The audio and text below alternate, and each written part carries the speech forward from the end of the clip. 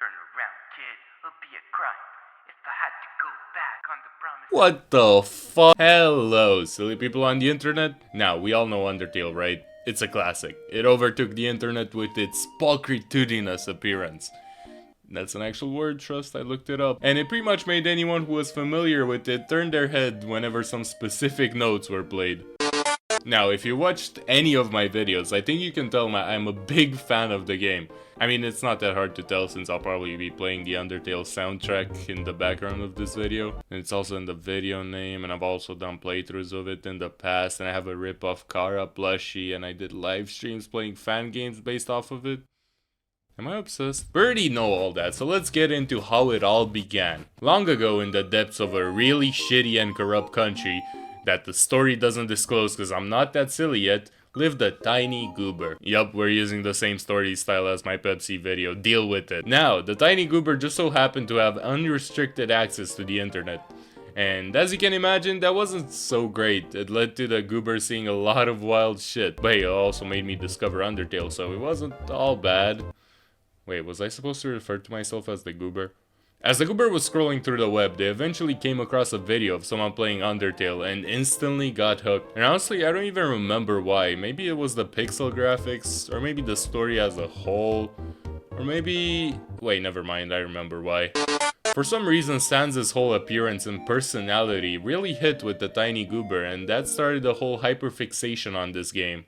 And not long after that, the goober stumbled across a YouTube tutorial showing how to make a Sans plushie. But it never really came to fruition since the goober got tired after making the head of the plushie and just drew a little smiley face on it. So the whole Sans plushie kind of turned into a really squishy sock with a weird smiley face on it. I'm gonna try and see if I can find a picture of it, but if I can't, I'm just gonna try to draw a really close depiction of what it looked like. And from that point on, the goober named it Bob, and kinda used it as a stress ball to throw at walls. But hey, if you thought that was the silliest thing the goober did because of Undertale, then you're severely mistaken. We're only getting started. So by now the goober had kind of a routine of getting home from school and playing Undertale and then watching videos on it. And that led to the goober discovering songs and comic dubs based on Undertale. And also Glitch Tale, but that's a whole rabbit hole of its own that I'm not gonna get into in this video. What we have to focus on is the Undertale fan songs, because that made the hyperfixation I had on this game 10 times stronger. And I've already hinted at it in the beginning of the video, but my first introduction to Undertale fan songs was the Stronger Than You parody based off of Sans. It's a beautiful day outside. Unironically, I used to kind of listen to it regularly. While going to school, I had it in my earphones. During class, I used to sing it in my head. At home, I used to literally put it in the background and walk around the room imagining myself as Sans. It was actually kind of insane. If you were to walk in on me as I'm listening to it and daydreaming, you'd think I'm getting possessed. You remember the Metaton fight and how you can pose and get higher ratings? I was pretty much doing that while listening to it. If there was like a ratings bar in real life, I would already have exploded it by how many times I've done the badass poses imagining I'm Sans. And by badass I mostly mean cringe.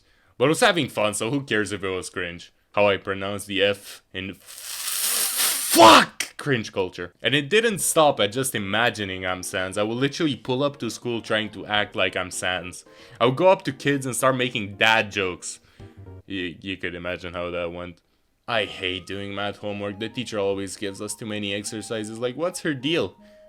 And you hate her? As in, you got a bone to pick with her? Get it? Bone? This is why nobody likes you. And that wasn't even the worst part, because the goober didn't just try to use Sans jokes, they would try speaking like him too. What does that mean exactly? Well, for some reason the little goober thought that to truly embody Sans, they had to speak in lowercase. In real life, I literally started mumbling all my sentences because I thought that's how Sans would talk. Hey Eris, what did you get for number 5? When you going, kiddo? What? Don't worry about it, buddy. Why are you talking like that? Now listen, if I had stopped there, maybe, just maybe I could have recovered from my insanity. But no. Because what's one thing that was missing from this whole trying to be Sans gimmick? That's right, the hand in the pocket Sans stance. For months I walked around the school with my hands shoved in my hoodie pockets. I thought I looked cool. I thought I was so mysterious and cool. I thought people would be like, whoa, that kid is so mysterious and cool. They're just like Sans Undertale. But in reality, I just kind of looked like a weirdo. And then just when you thought it couldn't get worse, I got the jacket. You already know where this is going. When I walked into the local clothing store and saw a blue zip-up hoodie, you already know I got it. And once I had that hoodie, it was over.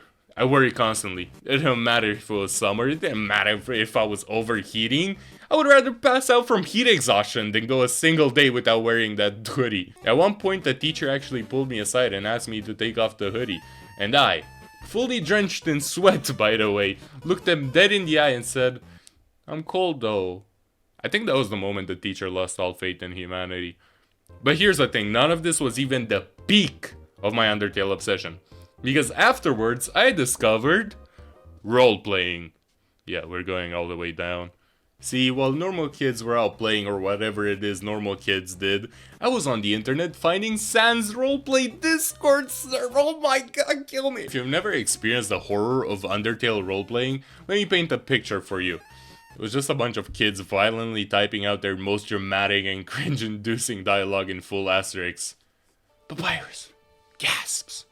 "Brother, you've been stabbed." Sans winks, blood leaking from his mouth. Heh, guess you could say I'm boned. Sans, no! Honestly, it was pretty fun. But you know, all good things must come to an end. Because as the goober grew up, they didn't have enough determination to keep up with Undertale. And so, they began moving to a new obsession. But that's a topic for another video. Hope you enjoyed this story of the tiny goober, and Undertale was, and still is, pretty much one of the best games ever, and yes, I'm biased. And as always, stay safe and stay silly. Bye bye. See, while normal kids were out playing, or whatever it is normal kid